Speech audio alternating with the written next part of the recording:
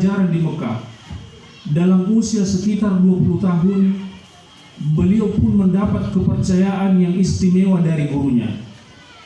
Beliau diperkenankan mengajar di Masjidil Haram, suatu prestasi yang luar biasa bagi santri-santri ajam.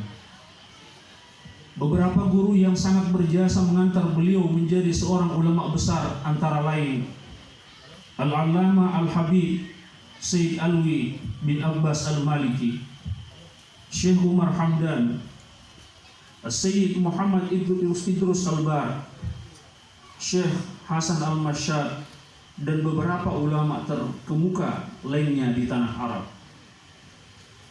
Ketaatannya kepada gurunya tanpa pamrih, bahkan selama belajar pada Sayyid Alwi Al-Maliki, beliau menjadi penuntun unta terhadap gurunya, khususnya dalam perjalanan ziarah ke makam Rasulullah SAW dari Mekah ke Madinah, pergi pulang yang berjarak lebih kurang 450 km.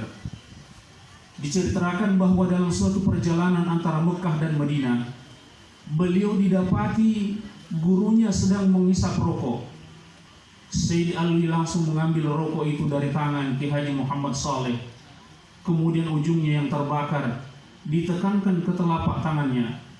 Rokok itu pun padam di telapak tangannya.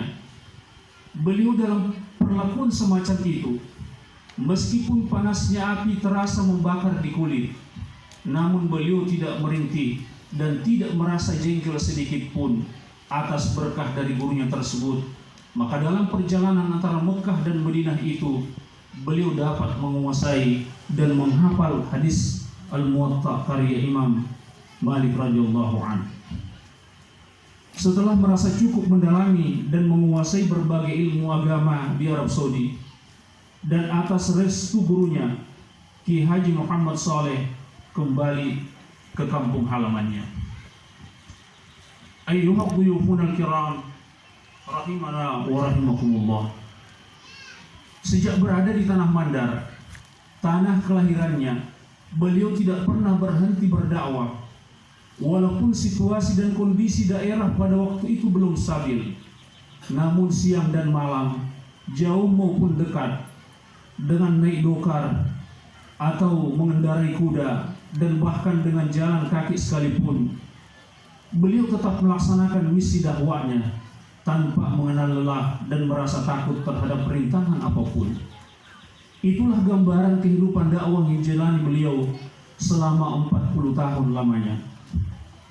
Beliau adalah salah satu ulama besar yang memperkenalkan tarekat di daerah Mandar khususnya dan di Sulawesi Selatan dan Barat pada umumnya, yaitu tarekat Qadiriyah yang dinisbahkan kepada Wali Kutub Al-Ghawsul A'zam Sultanul Awliya Syekh Muhyiddin Abdul Qadir Al-Jilani radhiyallahu anhu, yang diterima dari gurunya yang mulia Syekh Al-Habib Alwi bin Abbas Al-Maliki. Dalam susunan sanad silsilah tarekat Qadiriyah yang diembannya tersebut, Ki Haji Muhammad Saleh berada pada urutan ke-34. Di samping itu, beliau juga sempat menyusun kitab ilmu kalam tentang sifat 50 yang berjudul Permata Bertumpuk dalam Lautan Ilmu Tauhid. Pilihan doa dan kitab dalam berbahasa Arab Al-As'ilah wal Ajwibah an Umuriddin. Belum termasuk ratusan lembaran yang berisikan ajaran tasawuf yang dibagi-bagikan kepada murid-murid beliau. Sehubungan dengan upaya mengintensifkan pengembangan dakwah Islamiyah, beliau mendirikan Yayasan Pondok Pesantren Al-Asy'ariyah yang sekarang berubah nama menjadi Yayasan Pondok Pesantren Darul Ulum Al-Asy'ariyah Syekh Ki Haji Muhammad Saleh di Kabupaten Majene, yang hingga saat ini majelis pengajiannya terus berkembang di bawah bimbingan salah seorang putra penerus beliau, yaitu Dr. Ki Haji Ilham Saleh MAG, yang sebelumnya telah banyak menimba ilmu agama baik formal maupun non formal selama bertahun-tahun di tanah suci Mekah dan Madinah, di bawah bimbingan langsung Syekh Al-Allamah Profesor Dr. Sayyid Muhammad bin Ali Al-Maliki, putra dari Sayyid Ali Al-Maliki, guru dari Kiai Haji Muhammad Saleh sendiri, serta ulama-ulama besar lainnya. Akhirnya pada bulan April tahun 1977 beliau dipanggil menghadap kehadiran Allah Subhanahu wa Ta'ala. Semoga beliau mendapat tempat yang mulia di sisinya, dan kita yang ditinggalkan, baik keluarga, murid, dan para pencintanya yang menghadiri peringatan haul beliau saat ini, dapat meneladani jejak langkah beliau untuk memperoleh rahmat dan hidayah Allah Subhanahu wa Ta'ala serta naungan syafaat agung Sayyidina Rasulullah sallallahu alaihi wasallam.